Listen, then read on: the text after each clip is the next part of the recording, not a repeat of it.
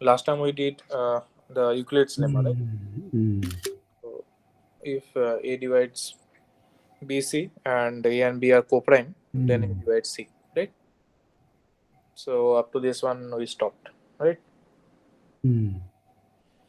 Okay. So the next thing is the next section is 1.4. So that is prime numbers.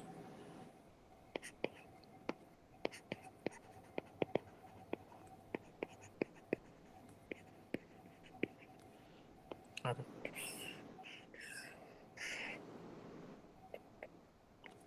So the definition is, I think the definition you already know. So anyway, so an integer is called prime if n is greater than 1. So that is important. N has to be something greater than 1. And if the only positive divisors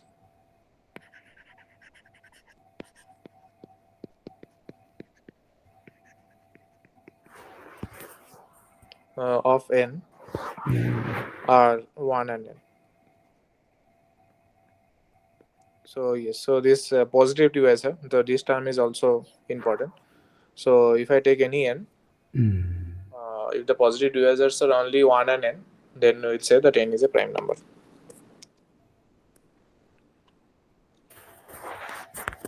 Okay. Yeah. And if n is not a prime, then we say that n is composite.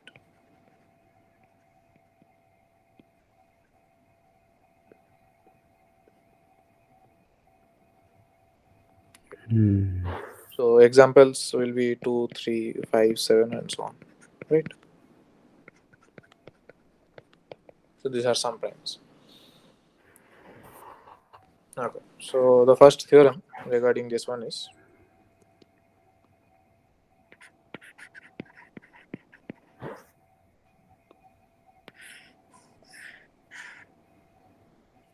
it says that every integer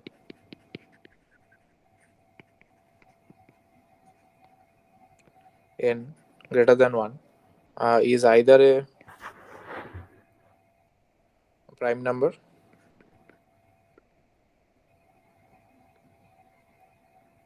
or a product of prime.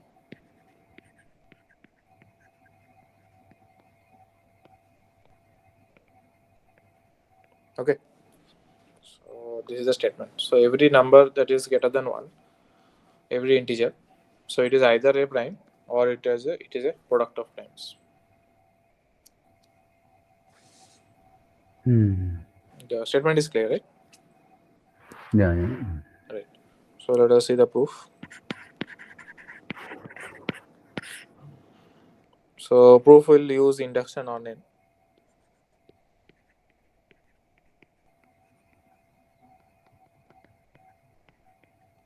Right. So n is greater than 1. So n equals to 2, it is clear, right?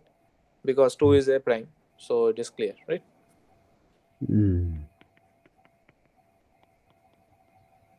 Right. So the base case is done. So now we assume that it is true for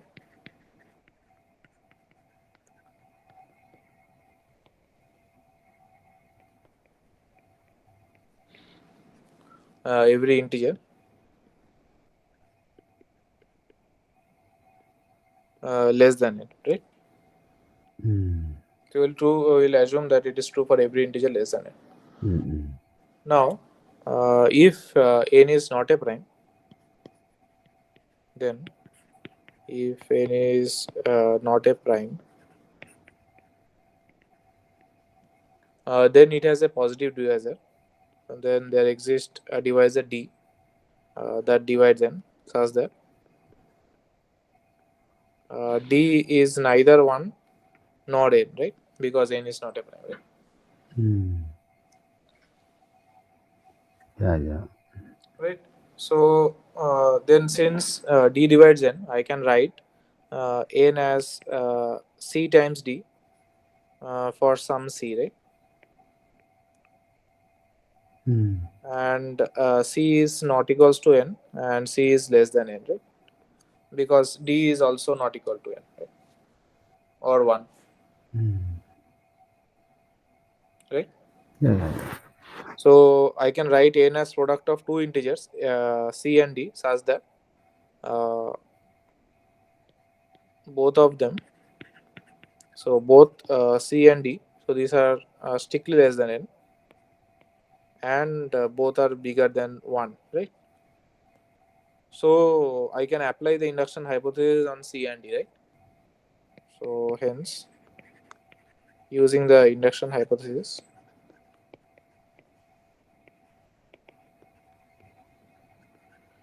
c and d can be expressed as product of primes, right?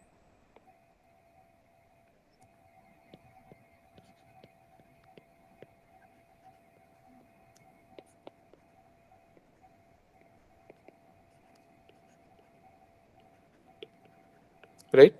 Mm. So since c and d can be individually expressed as product of n, so this implies n can also be expressed, right?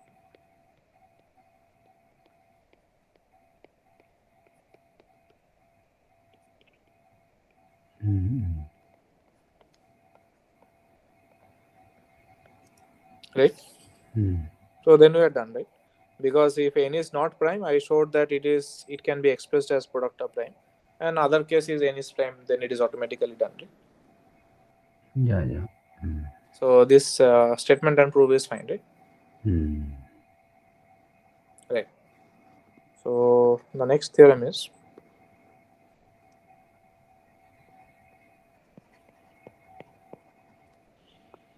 so this theorem is due to Euclid.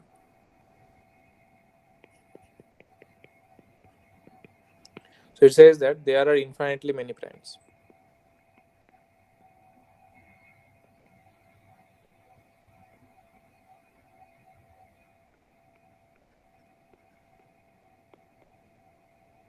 Okay. So the Mm. thing is, we'll assume, we'll prove by contradiction. Okay. Mm. Mm. Mm. Mm. So this is the Euclid's proof. So prove by contradiction. So suppose there are only finitely many primes,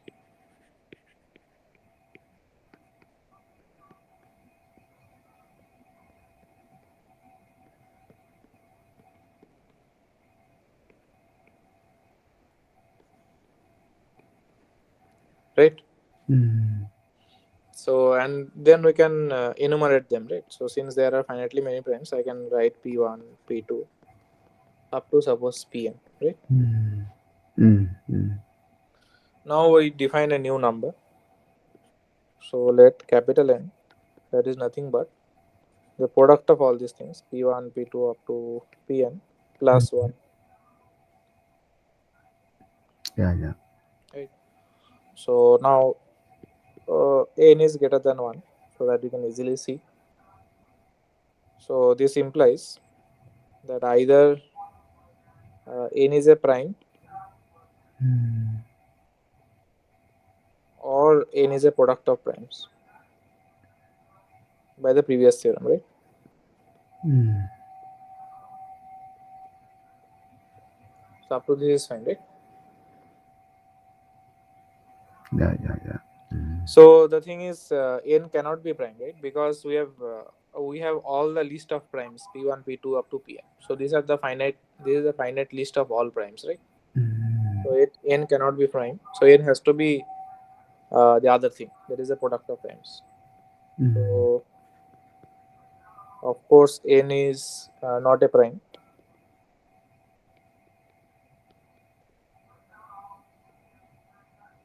Since it exits Mm. Mm. all prime pi's, right? Yeah, yeah. So also you can see that moreover, no pi divided,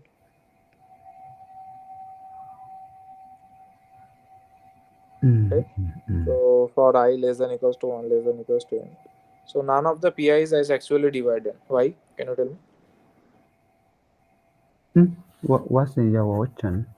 The question is pi's, none of the pi's divide Yeah. capital N. Why that Mm. is? Yeah, because we have remaining one. Yes, yes, the remainder will be 1. So none of the pi will divide them. So that is a contradiction, right?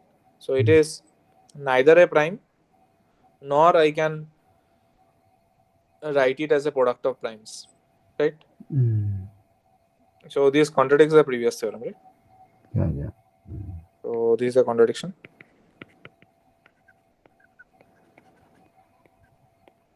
So this implies that our assumption is false, that there are finitely many primes. So we can claim that there are infinitely many primes, right? Mm. Fine. Yeah, yeah. Okay. So the next theorem is,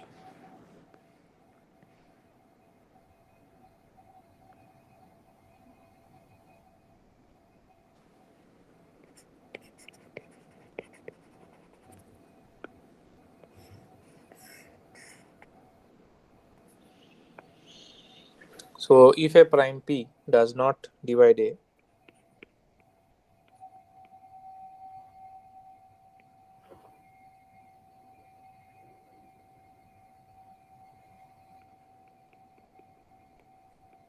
then the GCD of p and a, that has to be 1. Mm. How will you prove that? Can you tell me? It's not very difficult. Mm, mm,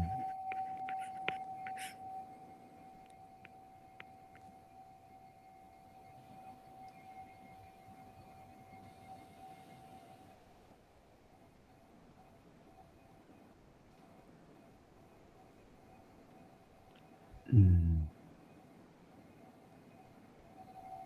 Yeah, yeah. Yes, no, tell me Mm, how to do it. mm. Yeah.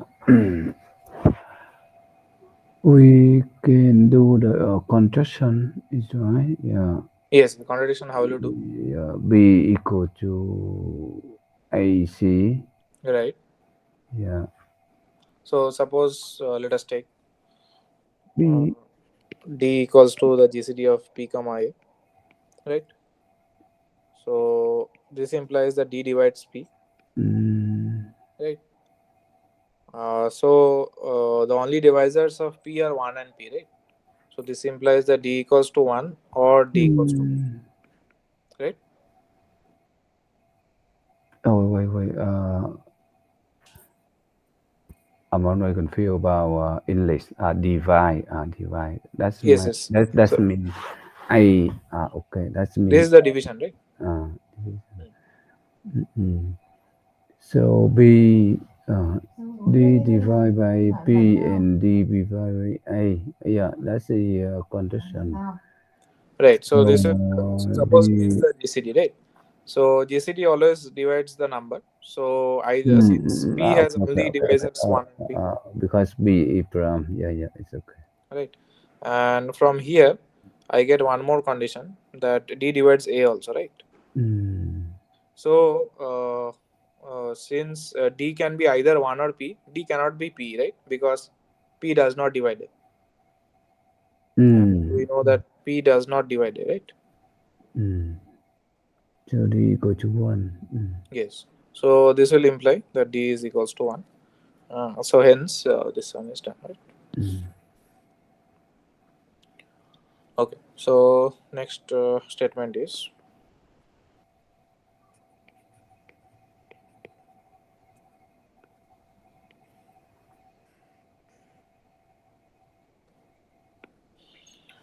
so if a prime P divides AB,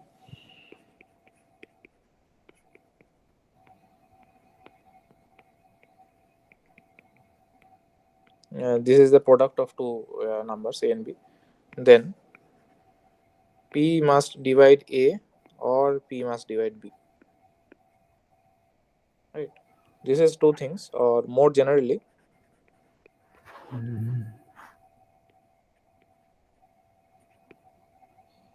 if P divides product of numbers, suppose A1, A2, and so on up to A, Mm.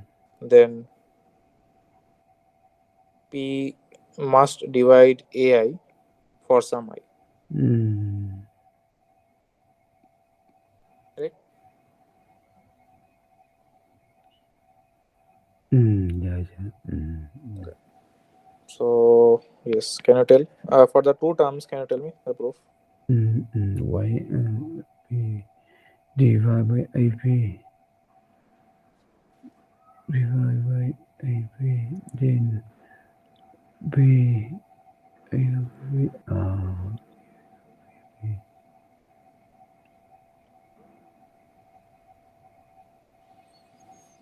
if B divide AB. Yes.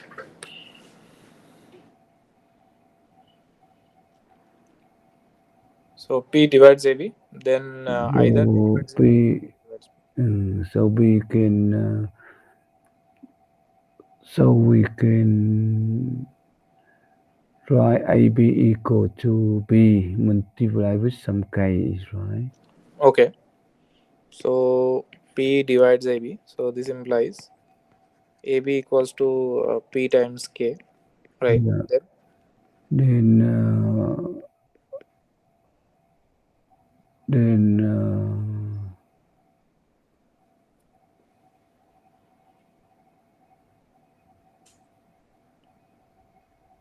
some K.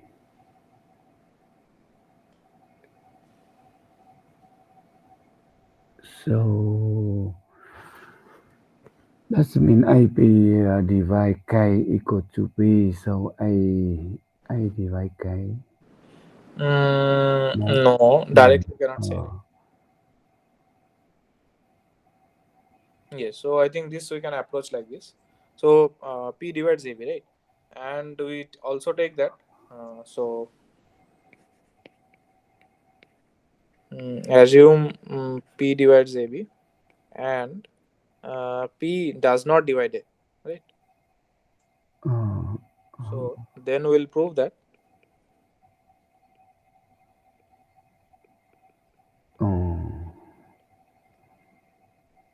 uh, that P divides B, right? So if mm, we can do, then we are done, right? yeah, yeah. Symmetry, so it's Yes, not. it is symmetric. So since P does not divide A, so then by a previous theorem, what I know that the GCD between P and A is one, right? GCD is one, right? Mm, mm. So if the GCD is one, so now we can combine these two things. The P divides AB and GCD is one. Now by Euclid's lemma, what does it say? So it says that P divides B, right? Yeah, So let me map. yes, let us go back. The ending this one, right? So if A divides BC and A and B GCD is one, then A divides C. Mm, yeah, yeah. Okay. Mm, So this is what we are using here. So we got P divides AB, and I know that GCD of P and A is one. So we mm, can apply Euclid lemma to get P divides B, mm. right? Yeah, yeah. Right. So this part I think we can do by induction, so that we will skip for now. So we Mm, can extend from two quantities to any number of quantities. mm, mm. So this The, one is se- okay. the second just do the binaries, right? Divide into group. Yes. That is the thing. So you can divide a n minus one. You can take, and last you can take a n, right? Mm, So either p divides this first n minus terms or the mm. last term. Then you can And go inductively and use. yeah, binary Yes. until the result. Okay. Mm. Yeah, yeah. Okay. So next one is the fundamental theorem of arithmetic. So the next section.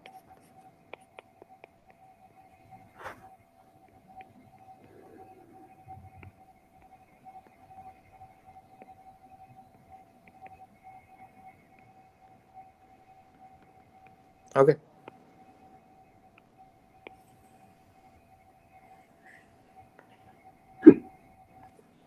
So the first theorem. So that is the that actual theorem only. So let us see the statement of the theorem. So it says that every integer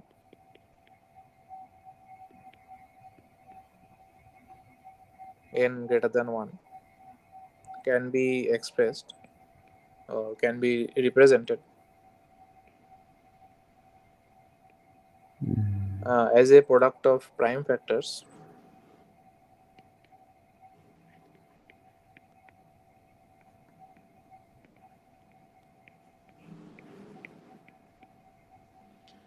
in only one way. So there is a unique representation apart from ordering. So if we neglect the ordering, if we fix the ordering, then there is only unique way.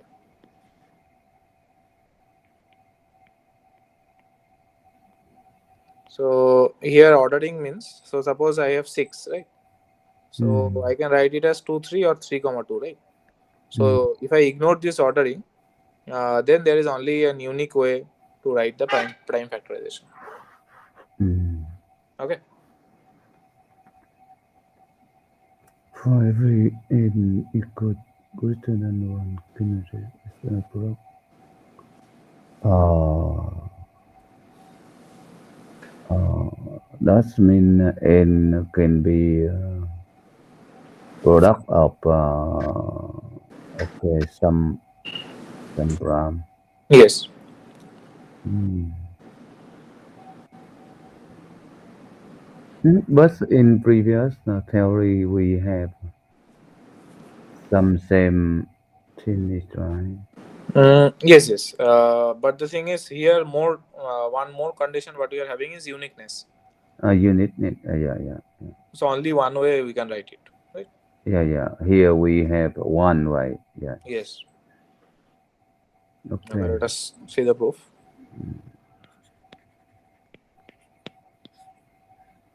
So here we'll also use induction on n.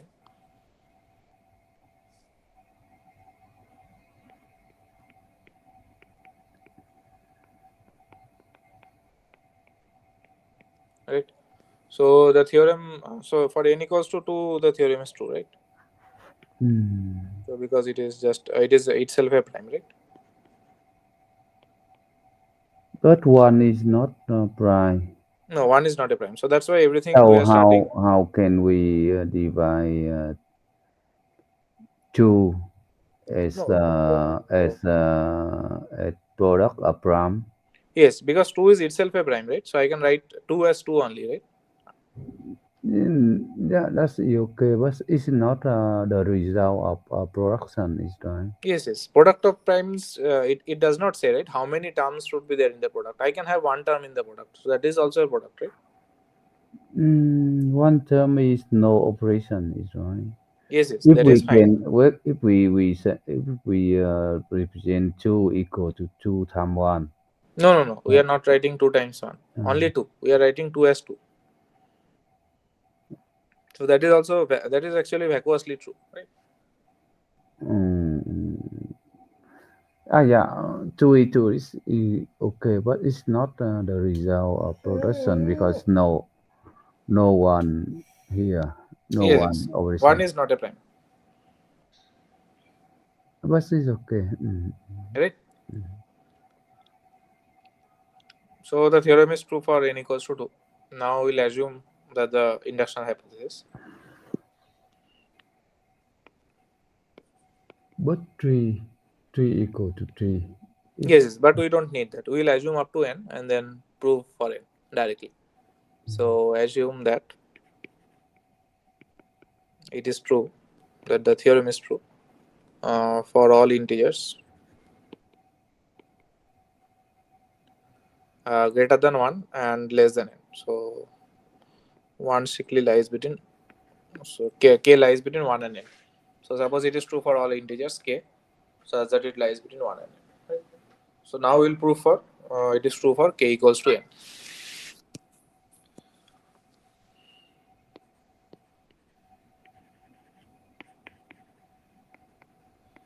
But if we accept n equal to 2, that means 2 equal to 2 is true. Yes. Maybe in our proof, we have at least one solution, k equal to k. But Yes. we cannot profit from this statement, k is equal to k. Yes, because K we We, don't know, we, right? we, we only cannot be couldn't be failed because k equal to k is at least one solution for the proof. No, right? Because K I don't know whether it is a prime or composite. So if it is prime, then fine. But composite, Yeah, that yeah, will not yeah. work, I, right? I, I mean, even though it's the prime a composite, we also have k equal to k. No, no, we don't have So, it. Because the representation is product of prime factors. I cannot write K equals to K. So K, if K is not a prime, then mm, that factorization will not taken into consideration. mm. Yeah, yeah. Okay. Mm, So we prove for K equals to n. So if n is a prime, then we are done. We don't have to do anything. mm, So if n is a prime,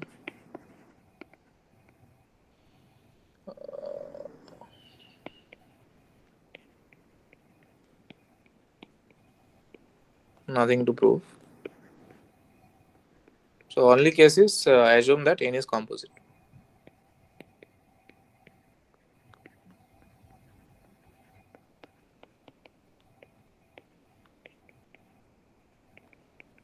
Right.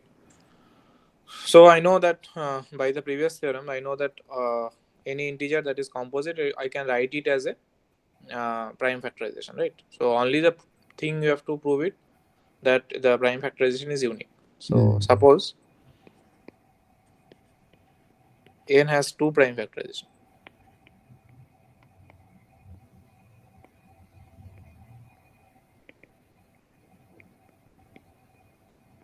Say n equals to p1, p2 up to ps, and that is also equals to q1, q2 up to qt.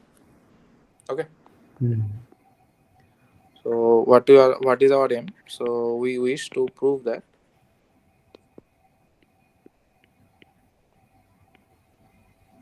s has to be equals to t, and pi is equals to qj for some ij. mm, Then we are done, right? mm, Then we can then we have shown that it is unique, right? mm, So let us start. So so from this expression I have p1 divide this product, right? mm, So since mm, p1 divides q1, q2 up to qt, so mm, this implies it must divide at least one factor, right?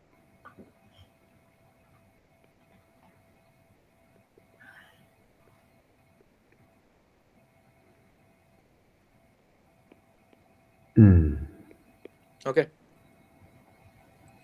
So I know that by the theorem that it must divide at least one of them, right?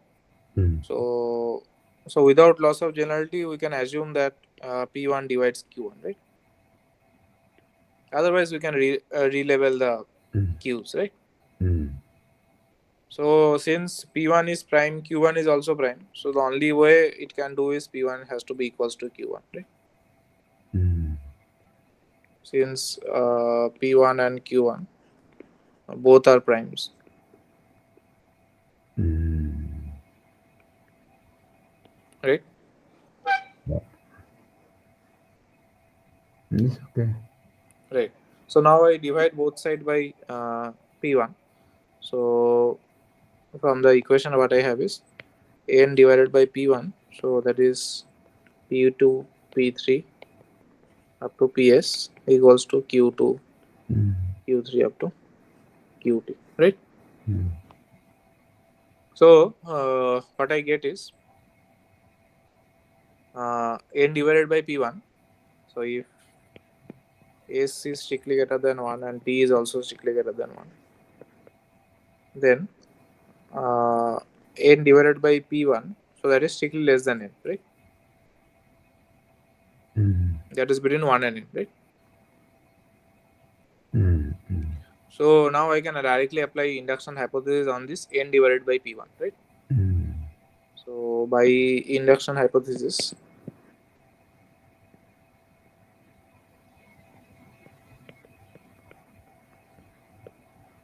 N divided by P1 has unique prime factorization, right?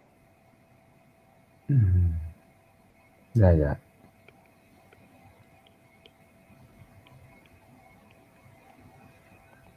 So this implies that these two things cannot be different. So S and T has to be same, and P, all of them should match in some ordering, right? So this implies S equals to T, and the factorizations are identical,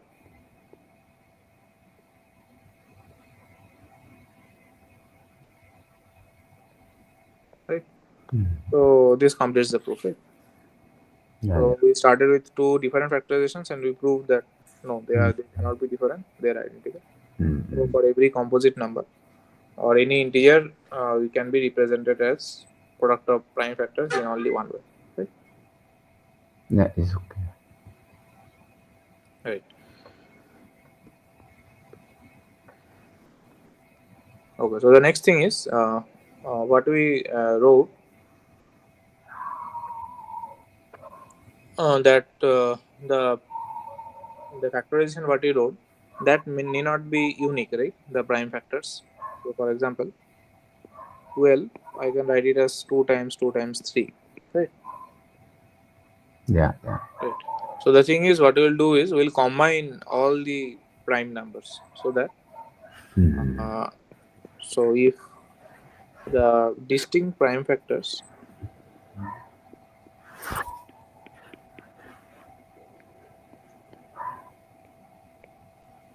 of n are p1, p2, and so on up to pr, and pi occurs ai times,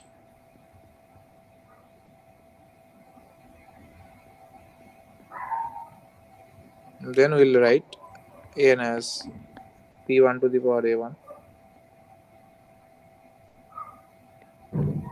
So we'll combine all the prime powers. Yeah, yeah, yeah. Okay.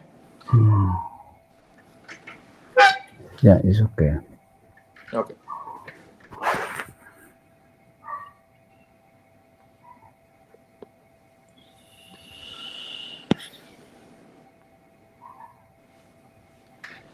Okay. So the next theorem is,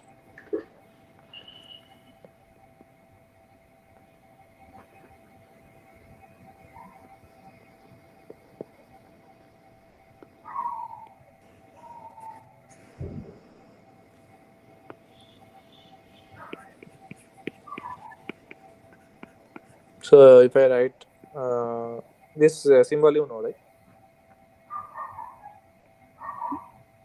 This notation, you know. Yeah, yeah, yeah. Right. So if this is the prime factorization, then the set of positive divisors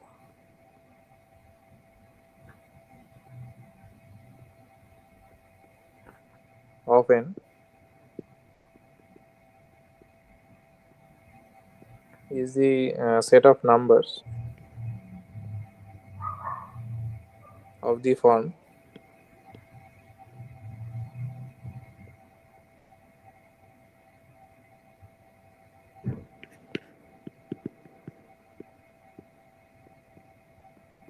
some ci, where 0 less than equals to ci less than equals to ai, right?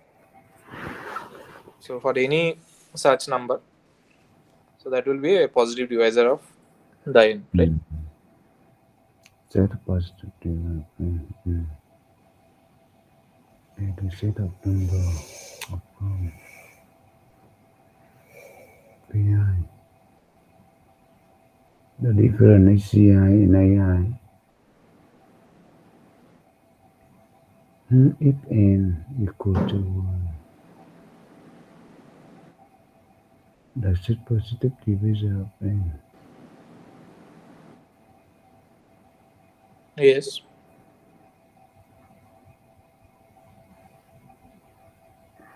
Can we have one Yes, yes. example? So for example, let us take okay, let me think. So 24, 60. So suppose let us take n equals to 60. What is the prime factorization? Should equal to 2, 5. Hmm.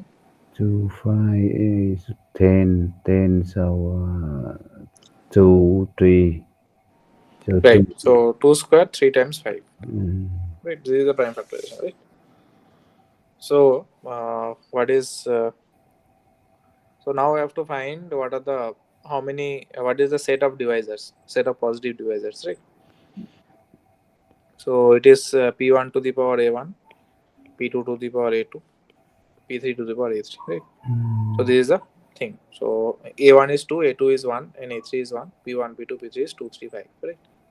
So mm, any positive divisor, what I can have is so this is fixed, but a1 I can choose uh, c1 to be anything about 0, 1, and 2, right?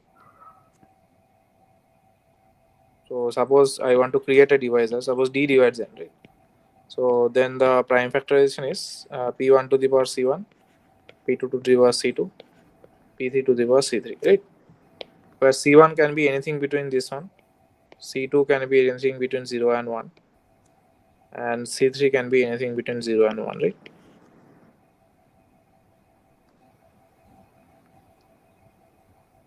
ah. Because if we choose a exponent 0 means it is 1, it is that prime is not contributing, right? Got it, got it. Right. Divisor. Okay, okay, okay. For example, 10 in city. Yeah, yeah, yeah. Right. Okay. Mm, mm, mm, So that is the thing. So this theorem has nothing to prove. So that is clear, right? So that is clear from the definition. So mm, the number of divisors will be nothing but the product of C1, C2. This yeah, yeah. what is the size of this set? So for example, 3 Mm, times 2 times 2, right? mm, So here it will be how much? 12, 12 divisors, right? yeah, it's okay. Right.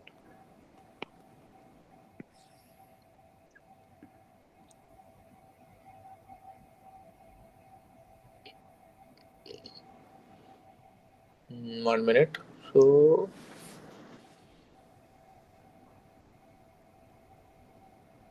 right. So one note is there.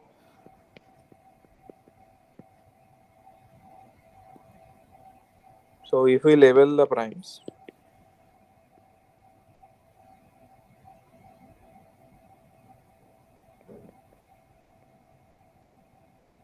in increasing order,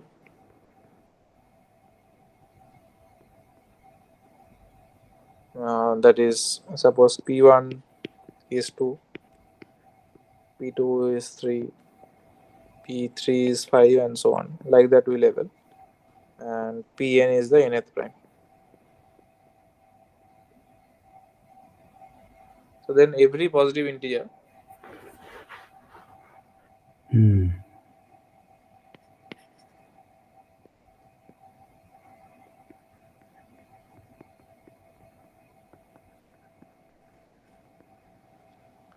n can be expressed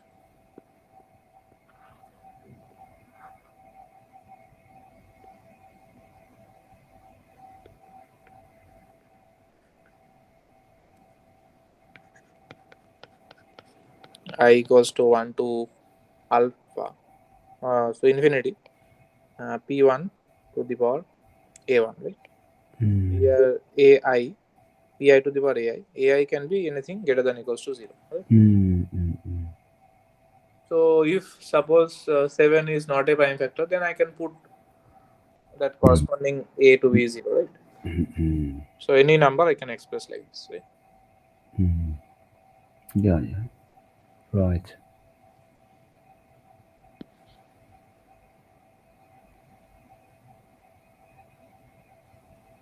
Okay, so similarly you can say that 1 can be also expressed. So every pi will have ai to be 0, then n is equal to 1, so 1 can be also expressed like this. Yeah, yeah. Okay. So the next theorem is,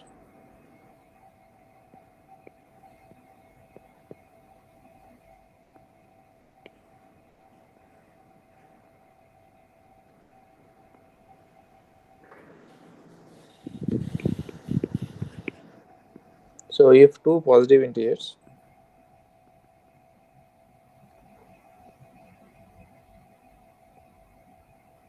a and b have the factorization,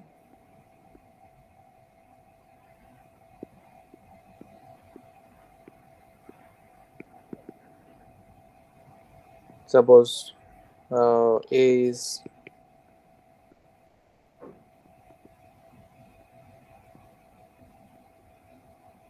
ai, pi to the power ai, and b has factorization like this, pi to the power bi, then their gcd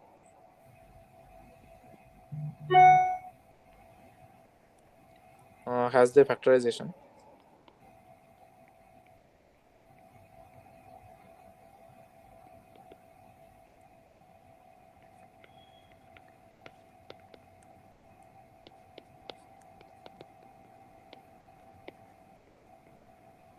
pi to the power ci, where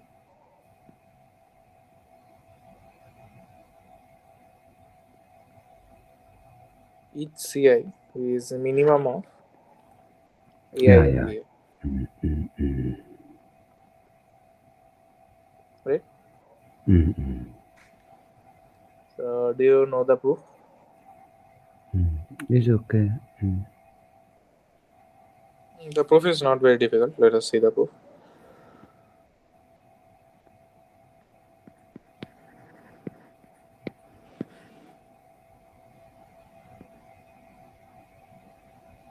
So yes, tell.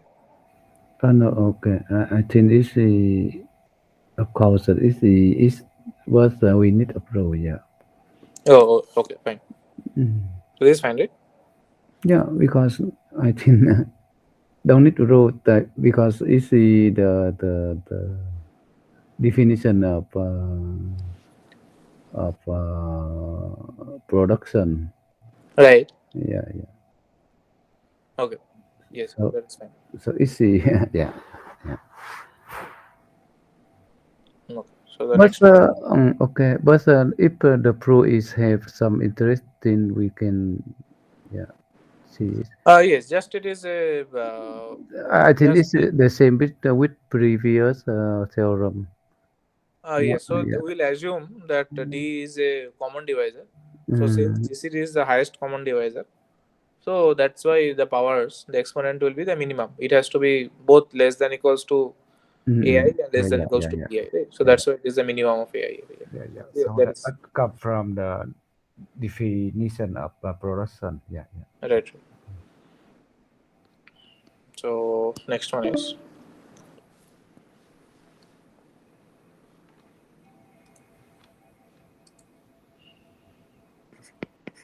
so next section is the reciprocal, the series of.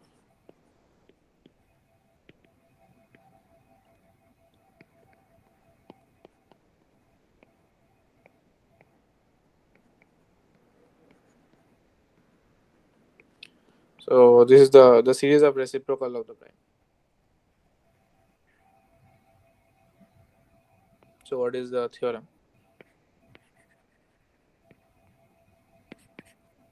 Reciprocal. Reciprocal, yes. 1 by, so P1, P2, P3, these are the prime number, right? So we are taking the reverse, reciprocal. So the infinite series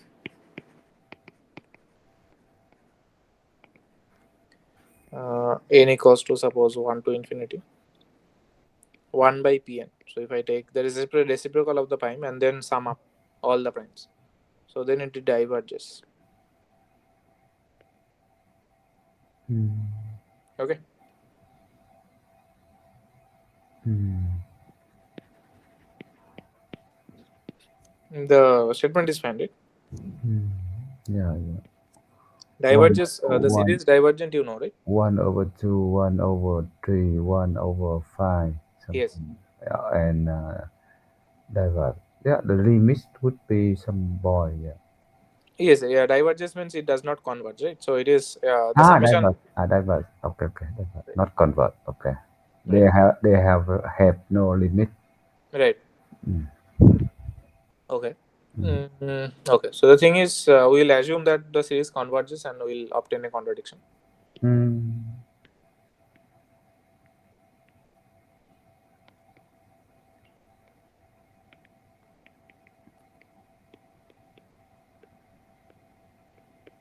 So we'll assume that the series is convergent. So if the series is convergent, mm, then so there exists an integer k such that mm, after that k, if we take all the terms, that is summation, suppose m equals to k plus 1 to infinity, mm. so that should be less than half. I can choose anything. So the original condition was less than epsilon. I can choose any epsilon. So I'm choosing half, and we Mm. can suitably find an integer k such that after that, if I consider a whole, then it is less than half. Epsilon equal to half. Right. Yeah. So let q equals to the product of the previous ones, p1, p2 up to pk. Right. Mm, And consider the number nq plus 1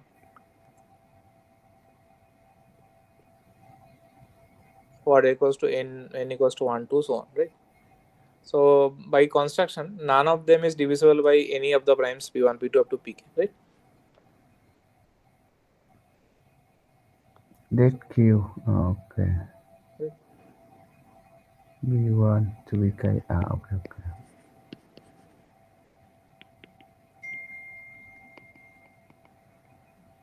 Divisible by p1 up to pk, right? So this implies all the prime factors of nq plus 1 is among the other quantities, that is pk plus 1, pk plus 2, like that, right? Mm,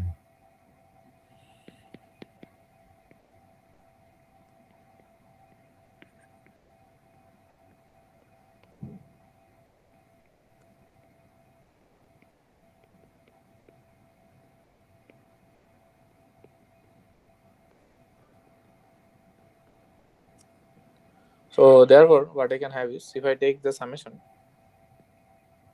n equals to 1 to r 1 by 1 plus nq, so that is to be less than equals to n equals to 1 to r summation m equals to k plus 1 to infinity 1 by pm whole power. Okay, so I think this one I can take t whole power, right? mm. Probability. Thank you. Hinge on prime factor of prime factor of NQ weapon. Okay, okay. Right. But the thing is, the right hand side of the inequality, that is dominated by, so this one I can dominate by half, because I know that this thing is less than half, right? Mm, So that I can dominate by summation t equals to 1 to r Sorry, this is infinity half power t, right? Mm. Yeah, yeah. Right. So this is dominated by this geometric series. So this is a geometric series. Therefore, the series is bounded, has a bounded partial sums, right? Mm. So these are the partial sums because we are taking up to r. So hence summation n equals to 1 to infinity 1 by 1 plus n cube has bounded partial sums, and hence it converges. There is a criteria for convergence, right? Mm. But the thing is, that is a contradiction because the integral test, if we apply the integral test, then the series is divergent. Mm. So if we apply the integral test on this quantity, then the series is divergent. So that will be a contradiction. Integer test. Integral test. So in series, we have an integral test, right? Integral test for convergence. Integral test. What does it mean? Okay, so this you don't know. So for series convergence and divergence, we have some criteria, right? How to there is some various methods to check. Yeah, yeah. We can review integral test. Yeah, Yes, yes. So we'll continue from the next class from here. Okay. So yeah, because it will